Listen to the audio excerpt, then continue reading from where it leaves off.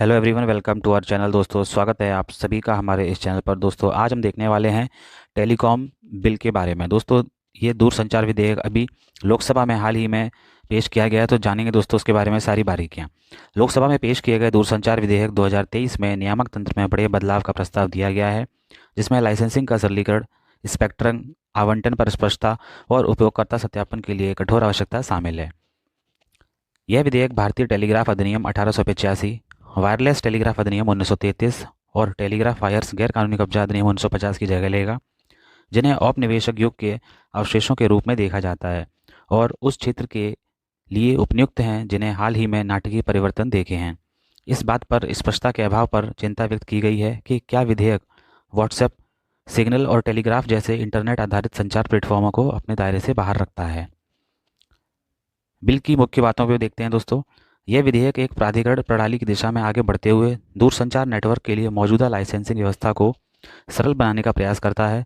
दूरसंचार विभाग वर्तमान में कई प्रकार के लाइसेंस, पंजीकरण और अनुमतियां जारी करता है और विधेयक में इनमें से कई को एक ही प्राधिकरण प्रक्रिया में शामिल करने का प्रावधान है।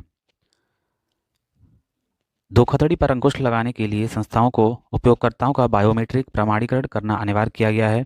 इस प्रावधान ने उपयोगकर्ता की गोपनीयता के संभावित नुकसान पर चिंताएं बढ़ा दी हैं। जबकि नीलामी स्पेक्ट्रम आवंटित करने का पसंदीदा तरीका बनी रहेगी, उपग्रह संचार के बाहर मेट्रो रेल, सामुदायिक रेडियो, रक्षा, रेलवे और पुलिस जैसे क्षेत्रों के लिए प्रशासनिक आवंटन किया जाएगा।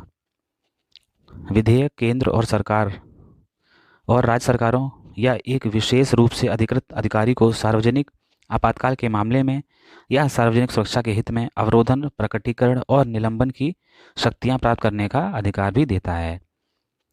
विधेयक केंद्र को राष्ट्रीय सुरक्षा के हित में या युद्ध की स्थिति में दूरसंचार सेवाओं और नेटवर्क का नियंत्रण और प्रबंधन अपने हाथ में लेने का अधिकार भी देता है। तो दोस्तों, विधेयक जो है वो केंद्र को राष्ट्रीय सुरक्षा या युद्ध की स्थिति में सुरक्षा सेवाओं और नेटवर्क का नियंत्रण और प्रबंधन अपने हाथ में लेने का भी अधिकार देता है। आवंटन बनाम नीलामी की दोस्तों देखते हैं। दूरसंचार विधेयक 2023 ने उपग्रह ब्रॉडबैंड सेवाओं के लिए स्पेक्ट्रम के प्रशासनिक आवंटन का द्वार खोल दिया है, जो संस्थाओं को स्पेक्ट्रम आवंटित करने का वैश्विक मानदंड है। यह भारतीय एयरटेल के वनवेव, एलन मस्क के स्टारलिंक और अमेजन के कुइपर के लिए एक बड़ी जीत हो सकती है। उपग्रह संचार के लिए स्पेक्ट्रम का आवंटन, चाहे नीलामी के माध्यम से या प्रशासनिक आवंटन के माध्यम से, सरकार और एक विभाजित उद्योग के बीच बहस का केंद्र था। यहाँ तक कि दूरसंचार विभाग ने दूरसंचार नियामक ट्राई से सैटेलाइट स्पेक्ट्रम की नीलामी के तौर तरीकों के बारे में भी पूछा गया था। जबकि रिलायंस की अगर हम बात करें तो रिलायंस जियो ने पहले स्पेक्ट्रम को प्रशासनिक रूप से आवंटित करने के बजाय इसकी नीलामी का आह्वान किया था। और वनवेब ने निवेश को बढ़ावा देने और प्रतिस्पर्धी कीमतों को सुरक्षित करने के लिए सरकार को प्रशासनिक आवंटन मार्ग अपनाने और इसके लिए शुल्क लेने की दृढ़ता से सिफारिश की थी।